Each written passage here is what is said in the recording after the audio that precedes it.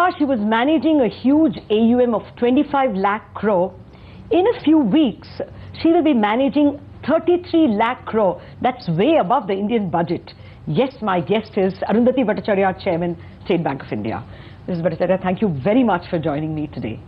Well, before I come to this very large AUM that you manage and will manage, first a word on this big political change that has come on us. We can now be reasonably certain that there will be political stability, not just up till 2019, but probably even 2024. At least the market's working with that. What's your sense as the top financial person in the country? Will it be a big difference to the economy, to a banker? Well, you know, this government came in with the mandate of development and jobs, okay? And I think they've been working very steadily towards that. In fact, what really impressed me was the speed with which they brought the bankruptcy code. Because if you remember, they did it all in 1.5 years to get it drafted, get it through the houses, and have it promulgated as a law in 1.5 years is really very swift. Similarly, they've done the GST also, which is again a humongous bit of work. And therefore, I think the speed at which they have been proceeding, they will try to keep up that speed. My hope is that, you know, today the economy is looking very good on most macro parameters. So wherever, you know, there were difficulties, for instance, the inflation that has been tamped down. If you look at the current account deficit, the fiscal deficit, they're all very much under control. Even for that matter, the exchange rates are beginning to look really, really good. So given all of that, I really hope that this one area of resolution of assets, that will receive more attention, and I'm sure it will, because that, I think, is the last thing that is required to bring back confidence into the economy to enable it to really get onto the growth path again. Okay. You once said that I want a conversation without MPAs, but you have been, you have broached the topic. I'll come to it in a bit. We can't not discuss the elephant in the room. We'll keep that for the last conversation I have before retirement. I don't want you to, retire from the public scene, even if you retire from SBI. But we'll come to that in a bit, ma'am. The more important task that you have in your hand is the merger. At what point is it going to be one legal entity? Is that April 1st? That will be April 1st, yes. And the single share, when do the other shares stop trading? The shares will stop trading immediately. In fact, I think the share transfer, we've already closing the registers on the 17th. So from the 1st itself, it will be a single share. Okay. And the general ledgers of all the companies will merge. Subsequently, what we will do is we'll wait for audit to end, which should be by, say, the 3rd week of April, and then each of the individual data mergers of the banks will take place. But from the 1st of April, the entity will be one. Okay. So it will become SBI from the 1st of April. So now you will have a fair idea of what kind of rationalization you are planning over the next year. How much do you think you will be able to save in terms of costs? Initially, will you see a rise in cost to income and then a fall? I don't really think so. You know, there will be a small rise because, you know, we are simply taking in all of those entities without pairing anything. So yes, today if we are at 49 point something, we'll probably go up to 50 point something. But very soon thereafter, it should start coming down. It should start coming down, first of all, as I said, you know, things like the treasury and the corporate accounts group and the MCG group will very quickly merge. Because there are no issues, you know, it's simply a question of taking the data and starting working there. Very few of the CAG, MCG accounts are different. About 20% of them, of those accounts are different. So that can be taken into our existing branches. So that setup will get freed up very quickly. The head office setups will take a little longer because obviously there has to be an orderly handover of all documents and things like that. But even that, you know, should happen within the first 3 to 4 months. Okay. So we are looking at maybe the 3rd quarter of the next financial year to start actually showing the costs, you know, coming under control. Okay. Well, what about ROE? For a share investor, that would be important. You all have been at double digits. With the merger, I would assume it will come to single digits. When do you see that coming back to double digits? That could take over a year. Coming back to double digits would take at least 2.5 years. I think it's best for us to predict a medium-term recovery there rather than a very short-term recovery. Okay. Well, I guess that will also because of the NPA resolution issue. That's right. But before I come to that, what's your sense in terms of growth itself with this larger size? Do you think credit growth picks up next year itself? You will have a larger workforce? Well, we are beginning to see some amount of interest come back. The good thing is, you know, that there are people out there who are now showing much more interest. Especially I'm finding that there is a revival of interest in the steel sector, given the fact that steel is doing better. And there is a revival in the mining sector, again because mines have been doing well. People are actually still waiting to see many of these large government projects actually kick off. So whether they be projects like the smart cities or they be the projects that the railways is beginning to talk about, or even, you know, start bidding out, the major road projects, then projects in things like bifurcation of the rural feeders and the transmission lines. In areas of defense, there is a huge amount of interest in defense, and we are beginning to talk to a large number of people who are coming from outside and who want to set up JVs here. So, you know, I think today, I mean, see, these conversations were going on earlier as well. But today I think the conversations are getting more rooted in reality. So I think, you know, definitely next year, by the end of next year, we will see some of these projects taking off. So they are about getting off the drawing board level and coming into the sphere of actually talking finance. So yes, I do think things are looking slightly better. We have to take a break, but thereafter, the more important question, the NPA resolution, which seems to be coming but doesn't quite arrive. All those questions to Mrs. Bhattacharya in a minute.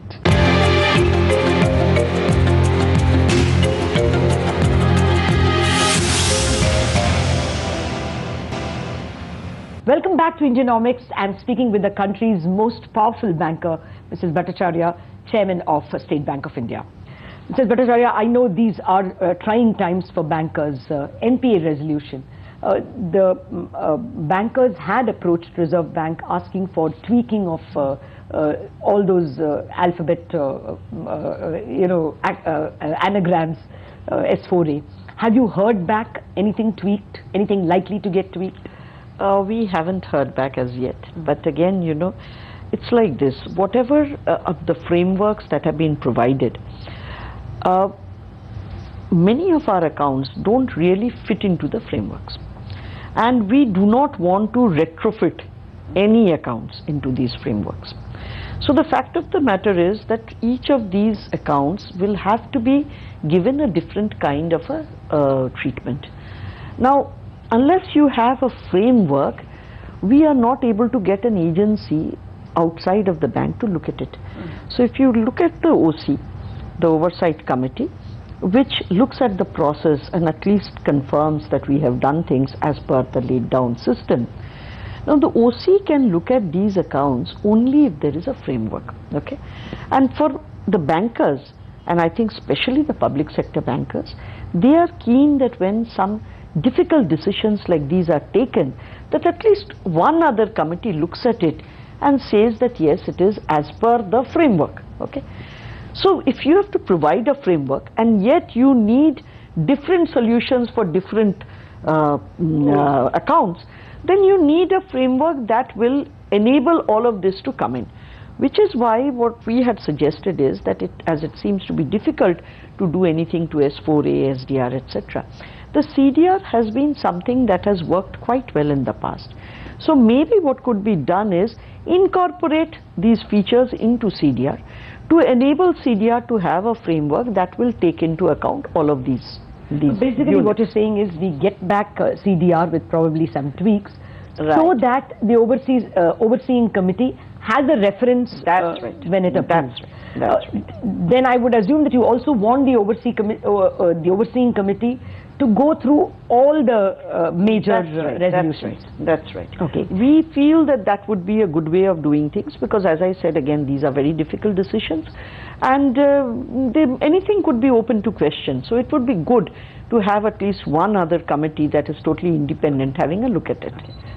Dr. Acharya had suggested that after the haircut is planned and the restructuring done, let it get vetted by rating agencies. Is that an idea that will wash? See, the fact of the matter is the rating agencies at this point of time, they, even after restructuring, they leave the rating as B. We have not yet seen a rating agency upgrade a rating immediately after a restructuring. So normally they take a little time to do it. I'm not too sure, how they will react to this, because I have not seen it happening. However, if they can be convinced to do it, then, it would be something that would be really helpful, because then you could have ready buyers, for, say, the equity that we take, okay, in respect of a conversion of debt to equity, which we will have to do in many accounts. We would find ready buyers if the rating goes up immediately. But if I know the rating agencies, they will take their time about it. They will want at least one audited balance sheet to come after the restructuring is over before they start having a look about upgrading the ratings. But that conversation has not gone anywhere? Have you already spoken with RBI, rating agencies and yourself? No, I don't think so. We have not taken that conversation forward. Okay. Now let me get the other structure that has been spoken about so much, bad bank. Has the government come forward? We haven't heard any official confirmation that they want it. It came in the economic survey, which is again an advisory or a recommendatory entity. Do you see anything concrete, government agreeing to it? Frankly, this suggestion has been there for quite a while. It found takers in some quarters, it did not find takers in other quarters. But the main thing about a bad bank is that you need to have two things. One is you need to have capital in order to capitalize the banks that will give it at a far lower valuation, as well as the capital for the bad bank itself. And the second thing is you need to have a very good team that will actually take forward the resolution. Now, even if the government puts in some amount of equity and expects to leverage it and get money from the market, even then the money is given to such funds only when it has a very credible fund head. Okay, so the fund manager is somebody who has to be very credible with a proper track record, who can run it. Now, frankly, if this was feasible, it could have been done earlier. It's not been done earlier. So I do not know what is the change in circumstance that would allow it to find traction now. Now, again, I am not privy to all of it, obviously. Maybe they have better information than I have. But as a market player, I am not finding any material change to say that, that this is a proposal that will find more traction now than it did in the past. Now, ma'am, I spoke to several former central bankers and former commercial bankers. The sense I'm getting is that everyone is worried about a haircut because of the noise made. All haircuts are seen as cronyism. So bankers are worried about how it will be interpreted, bureaucrats are worried, politicians are worried. So nobody wants the baby. Is that the problem? Well, it could be. It could well be, because the fact of the matter is it is a bitter pill to swallow. And unless forced to it, the inclination is to let it slide. But the only thing I can say is that it will get bitter by the day. And bigger by the day. Yeah, and the sad part is that this time round, many of these NPAs are good assets. One does not want good assets to turn bad, because today you are not in a position to support it. End of the day, we must realize that India is a resource poor nation. In a resource poor nation, you cannot allow good plants, good roads, good ports, whatever, good assets to not be utilized to its potential. You look at what was the projection earlier. The projection was that India would need about 300 million tons of steel by the year 2020. What is the production capacity today? 80 million tons. So we are far below what is required. And therefore the question of these assets not being used in the future doesn't arise. Today, if you look at the power consumption and the steel consumption per capita for Indians, it is lower than many African nations. Okay? So if that is the case with a very young nation, that is simply now, so many people coming onto the workforce on a regular basis, the demands of the demography itself is going to drive, all of these sectors. So if that is the case, if you don't want huge amount of social unrest, if you expect that you will be able to fulfill the aspirations of the youth, then all of these will come in handy. They will become useful. It's a question of keeping it going till such time as demand comes back properly and you are able to utilize capacities properly. Now for that, it is required that we try and take these decisions as quickly as possible. Then they will get on an even keel. Then the banks will be able to give it the working capital it needs to start ramping up. Everything will be on a much more stable platform. Not only that, what happens is when there is a major asset like a plant or a port or a major road, if you ensure that it works well, the peripheral businesses start coming up. That is true. These act as the fulcrum around which the peripheral comes up. Now if the fulcrum itself, you don't know whether it will shut or not, the peripheral doesn't come. They don't know whether to set up there or to try somewhere else.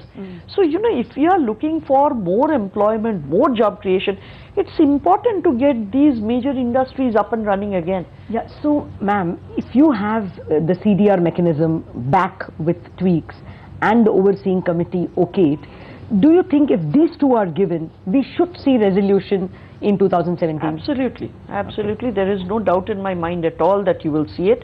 And as resolutions happen, you will find more and more players who are currently sitting on the fence, they will come into the fray. Those are the guys I was asking about, the foreign funds, the special situation funds. What's their roadblock?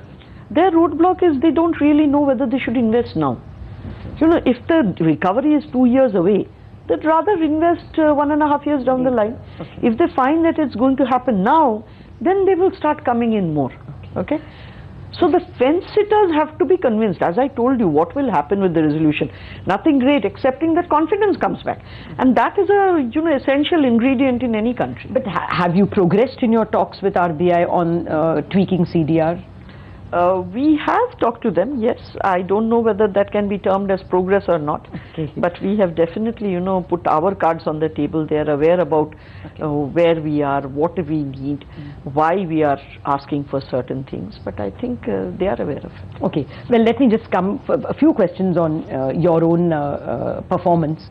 You all had said at the end of the third quarter that your watch list was for this year, and you will relook at the end of the current year.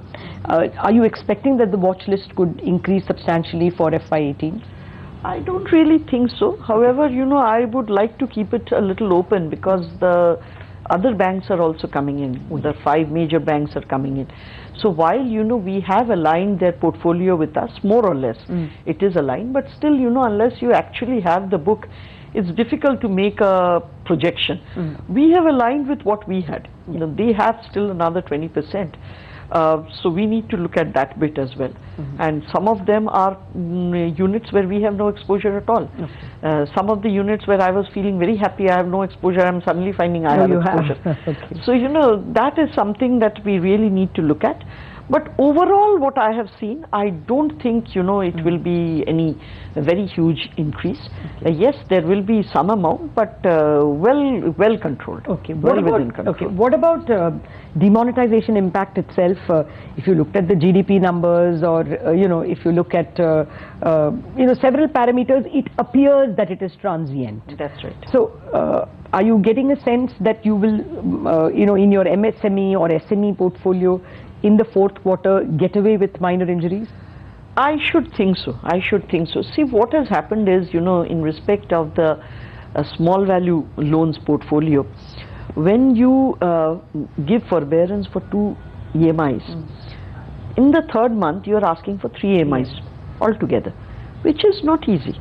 These people, it's a day by day existence.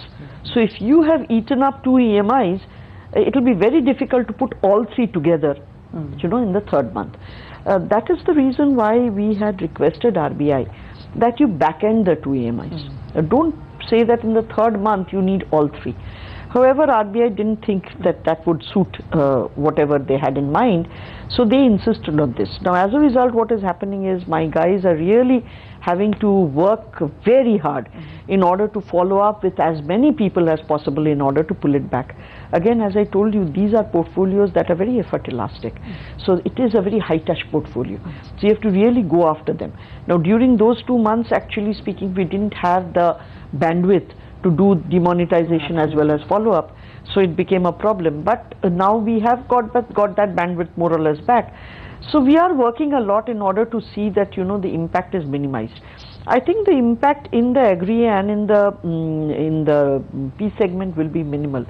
In the SME segment, it will be slightly larger, but still means there are another 15 days still, so we are keeping our fingers crossed. Well, you know, the other, maybe the two major problems that you will have next year will be that SDR issues unresolved will have to be provided for completely. Do you think some of the SDR issues will get resolved, or will that bulk fall? No, I don't think a bulk will fall. There will be some amount of resolution.